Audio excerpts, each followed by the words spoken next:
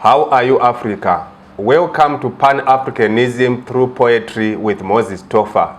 Today's poem is titled, Africa, a continent of egocentrically purposeful conferences that are held in the name of the people.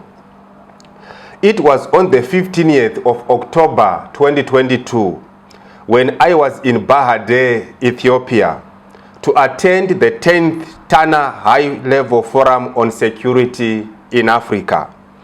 At that time, the civil war in Ethiopia was raging. It remains one of the most devastating civil wars to be fought in recent years. As I was leaving the hotel to go to the conference venue, I met a fellow Zimbabwean who works for an international organization. We conversed with each other briefly. As the conversation unfolded, he asked me what I was doing in Bahade. I told him that I was attending the 10th Tana High-Level Forum on Security in Africa. What is the forum about? He inquired. It is a platform for discussing peace and security challenges in Africa and how to address them, I responded. He took a few seconds before responding. I looked at him and saw that a strong sense of discomfort had engulfed him. He was certainly not impressed with my response. In fact, he was anguished. He gathered himself and proceeded with the conversation. I was wondering why I am seeing tight security around this area. Is it because of the forum? He inquired again. Yes, I calmly responded. It was at this point that he poured out his agonies. Africa is cursed, he said. I will come to that conference venue and disperse all of you violently. Why is it that we always have these conferences in Africa, using billions of dollars each year, but Africa's peace, security, and development situation continues to deteriorate? Why are we this wasteful as a continent? Why are we not investing these resources in development initiatives? Right now, we have a raging civil war here in Ethiopia. I work in the humanitarian sector. Thousands of civilians have been killed or maimed. Thousands have been displaced, thousands have been sexually abused, and thousands have no access to education, health services, food, water, shelter, electricity, sanitation, and other basic necessities.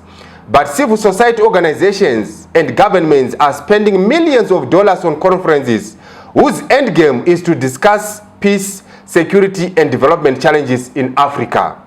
This money can actually be used to address these challenges. When he finished to say these words, I realized that he was justifiably anguished. In fact, by the time that he finished to say these words, I was already self-convicted. My soul was lying in ruins. His words were a darting arrow that pierced my heart of hearts. I told him that he had raised a thorny subject that has always troubled me during my conversations with myself. We had to bid each other goodbye as we each rushed to the business of the day. As I walked to the conference venue, I remembered the conferences that I attended. I remembered the conversations, expectations, and complaints about per diems by delegates during conferences. I remembered how conferences are used as a self-promoting platform by individuals and organizations.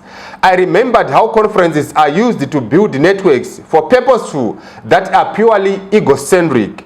I remembered how conferences are used as a platform to spend donor funds so as to balance the books and avoid returning unspent funds to donors. I remembered that during conversations with my friends, some of them casually stated that we are having a conference just for us to spend the money that is left because we can't take it back to the donor. I did a rough estimation of the staggering amount of money that is spent during an average conference: ground transportation, air tickets, visa applications, accommodation, venue and equipment hiring, and food and refreshments.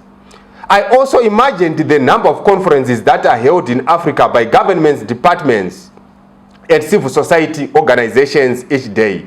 I realized with deep agony that Africa squanders a staggering amount of resources through conferences.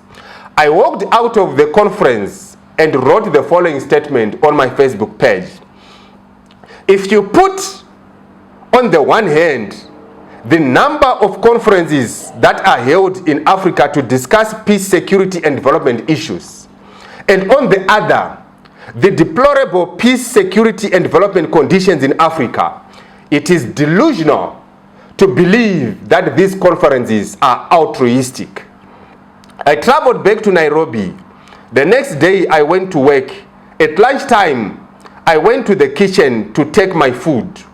Marietta, the chef, greeted me with a beaming smile before she asked me a sobering question. Welcome back, Daktari. I saw that you were in Ethiopia to attend a meeting, but I always wonder whether these meetings are achieving anything for the Mwananchi. So many meetings are being held in Africa, but the Mwananchi continue to drown in poverty. What an arrow it was, piercing my heart of hearts again. I told her that I agree with her, absolutely. I told her about what I wrote on my Facebook page during the conference. I told her about my conversation with my Zimbabwean brother. Above all, I felt heavily guilty for enabling the misuse of resources by attending conferences that are egocentrically purposeful. Each day, multiple conferences are convened by governments and civil society in Africa to discuss peace, security, and development issues. If conferences were a marker of the commitment to resolve societal challenges, if they were a marker of the commitment to build society, Africa would not be as wretched as she is today. She would be the most peaceful and developed continent in the world. I am not disparaging conferences. They are very important, but they have done more harm than good because many of them are egocentrically purposeful. COVID-19 has taught us that many of the conferences can be held online. This has a net effect of cutting costs and directing resources to development initiatives. But alas, not in Africa. If half of the money that is squandered through conferences is used to build dams, roads, bridges, schools, hospitals, and small businesses, Africa would not be where she is today. She would not need to import grain. Her children would not be learning from under trees. They would not be crossing flooded and crocodile-infested rivers through makeshift bridges. The young people would not be perishing in the Mediterranean Sea seeking to depart.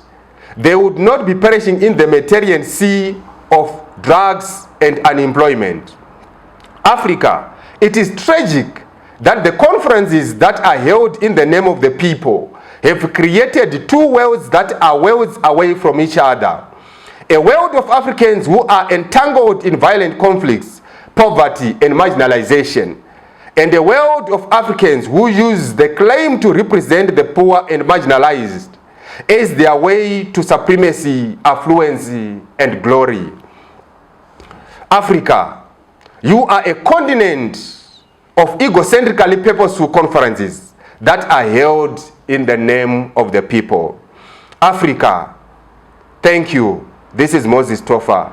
Pan-Africanism through poetry, inspiring Africa, raising consciousness. Amandla.